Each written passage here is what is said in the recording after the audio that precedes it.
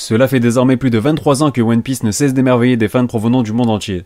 Cela va bientôt faire 10 ans pour ma part, 10 ans que One Piece partage ma vie, mon quotidien, et égaye mes journées dès la sortie d'un moindre nouveau chapitre. C'est à travers toutes ces aventures que nous avons appris à connaître des centaines de personnages, tous plus différents les uns que les autres, des plus classes aux plus loufoques, mais qui partagent malgré tout très souvent un même point commun, ils sont emblématiques. Emblématiques car la plupart du temps, Eiichiro Oda a le secret pour nous présenter des personnages qui savent marquer les esprits, que ce soit de par leurs actes, mais aussi leurs paroles qui dégagent une certaine finesse d'écriture, et je dirais même beaucoup de sagesse. Et c'est bien ce second point qui va nous intéresser aujourd'hui dans cette vidéo, puisque nous allons revenir sur 10 citations et punchlines cultes issues de One Piece. Les frissons sont donc de sortie, mais avant tout, place au générique.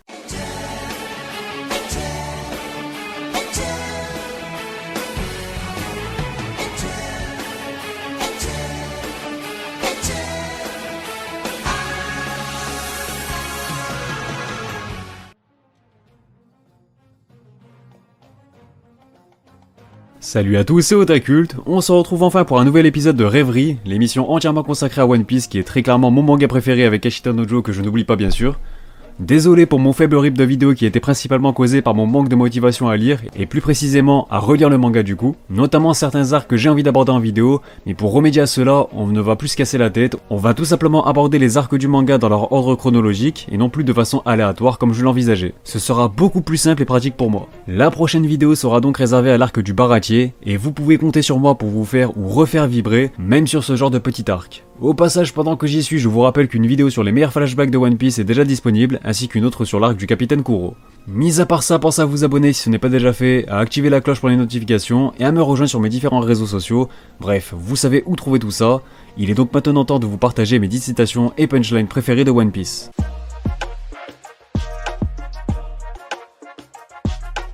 La passion et les rêves sont comme le temps, rien ne peut les arrêter. Et il en sera ainsi tant qu'il y aura des hommes prêts à donner un sens au mot « liberté ». Goldie Roger. On se devait de commencer par le commencement, une citation du roi des pirates qui nous propose plusieurs niveaux de lecture, plusieurs degrés de satisfaction même, car bien que celle-ci apparaisse très tôt dans l'histoire, elle démontre au lecteur à quel point l'univers de One Piece est dense mais surtout plein de promesses. On assiste aux dernières paroles du plus grand pirate de l'histoire, nous révélant par la même occasion que si l'histoire de notre héros ne faisait que commencer, ce n'était pas le cas de celle de One Piece, dont l'univers possède un énorme background bien avant l'entrée en scène de Luffy. L'intrigue du manga s'inscrivant alors dans le présent, le futur, mais reposant également grandement sur le passé. De plus, il s'agit d'une citation qui définit à la fois les valeurs que véhicule One Piece, tout en faisant écho à celle prônée par Luffy, celle d'un homme libre.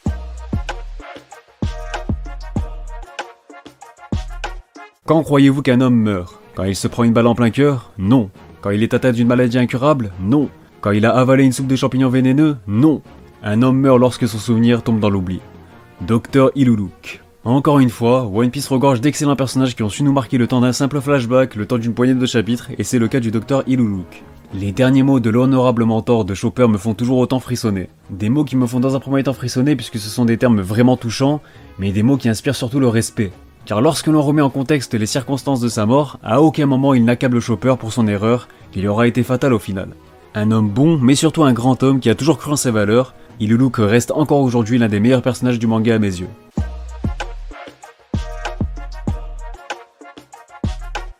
Un pirate doit être fier de son nom, tâchez de vous souvenir du mien, Monkey D. Luffy. Si cette citation peut sonner un peu plus banale pour un héros de Neketsu aux yeux de certains, je trouve qu'elle résume assez bien le personnage de Luffy.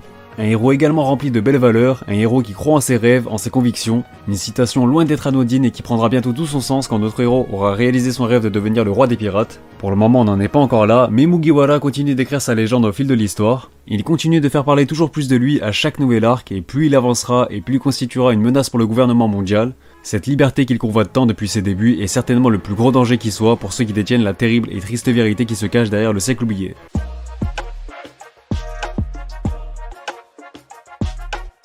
Dites-leur d'aller au diable. Smoker. Smoker qui envoie chier ses supérieurs. Quelle masterclass. Celle-ci m'a particulièrement marqué puisque de souvenir, il me semble que c'est la première fois qu'un propre membre de la marine se rebellait contre ses supérieurs. Après bien entendu, les sombres côtés de la marine et du gouvernement ont été introduits dès le premier chapitre avec l'apparition de Kobe dont les valeurs s'y opposent totalement, puis l'entrée en scène du tyrannique colonel Riel, puis l'entrée en scène du tyrannique colonel Morgan. En revanche, Smoker accentue encore l'idée d'une justice bien loin d'être manichéenne, nous prouvant d'une part que le gouvernement mondial est régi par certaines pourritures de la pire espèce, prêtes à manipuler la moindre information n'allant pas dans leur sens, mais surtout qu'il est aussi constitué de marines prenant de réelles valeurs. Un personnage que j'estime grandement, un véritable crack qui m'a longuement fait kiffer sur Grand Line, même si j'avoue que depuis l'ellipse, il est clairement relégué au second plan et c'est bien dommage.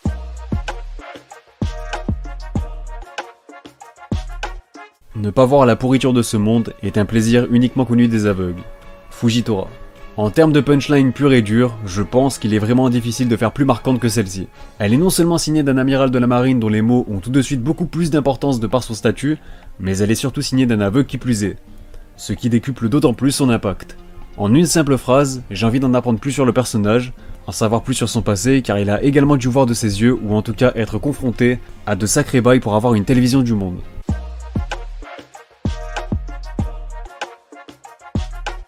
Les pirates, c'est le mal. La marine, la justice. Ces notions ont été interchangées Dieu sait combien de fois. Les enfants qui n'ont jamais connu la paix et ceux qui n'ont jamais connu la guerre ont des valeurs totalement différentes. Ce sont ceux qui se trouvent au sommet qui peuvent définir le bien et le mal comme ils l'entendent. En cet instant même, nous nous trouvons en terrain neutre. La justice l'emportera ? Oh oui, c'est certain parce que celui qui l'emportera deviendra la justice. Doflamingo. Une vidéo punchline sans citer Doflamingo ? C'était bien évidemment impossible et pour la preuve, j'ai carrément opté pour un monologue. Je ne vais pas m'étaler longuement sur celui-là parce qu'il rejoint les points cités précédemment. One Piece est loin d'être un manga manichéen où le bien et le mal sont très clairement définis. Au contraire, cette notion de justice est souvent remise en cause, que ce soit du côté des pirates ou bien de la marine. En tout cas, elle définit bien le personnage de Doflamingo au passage, qui a dès son plus jeune âge été confronté aux plus sombres aspects de l'être humain, qui ont fini par le faire sombrer à son tour.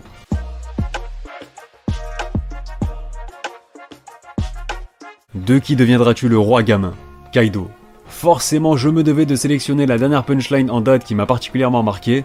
Elle symbolise parfaitement la différence de niveau et surtout la différence de statut entre Luffy et Kaido à ce moment précis de l'histoire. D'un côté, un jeune pirate ambitieux de la nouvelle génération et de l'autre, un Yonkou déjà bien installé dans le nouveau monde dont l'empire et la renommée est déjà immense.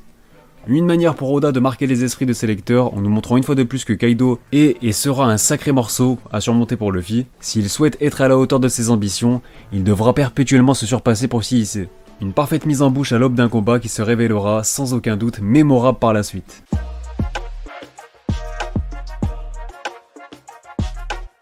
Tout ce que je voulais savoir c'est l'histoire, mais mon rêve avait trop d'ennemis.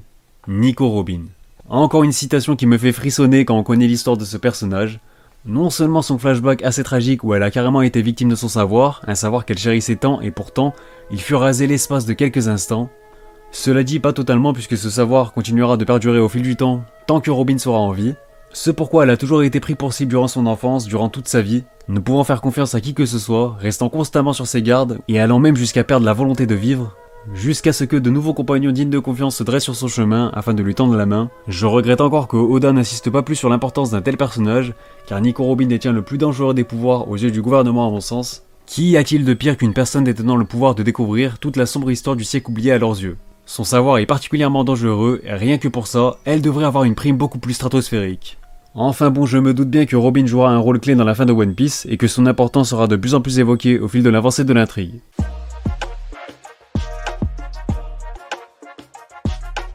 Écoute Luffy, c'est en expérimentant à la fois la victoire et la défaite, mais aussi en acceptant de fuir et de ne pas retenir ses larmes, que l'on devient un homme. Dans la vie, il n'est pas interdit de pleurer, mais cela ne doit en aucun cas t'empêcher d'avancer. Shanks le Roux. Une citation respirant l'humilité d'un grand homme qui a pourtant tout pour se la raconter au vu de son extraordinaire aventure.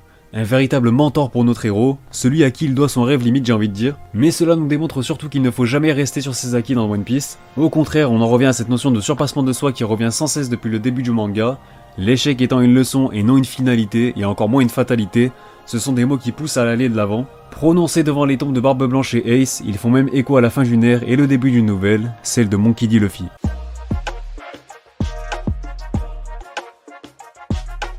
Et enfin on termine par l'une de mes citations préférées, les gens ne cesseront jamais d'avoir des rêves. Barbe Noire. Dois-je vraiment argumenter mon choix ? Je pense qu'il s'agit potentiellement de la punchline la plus culte de One Piece. Très marquante, riche en symbolique, mais au vu du personnage en question, elle dégage aussi un charme plus particulier.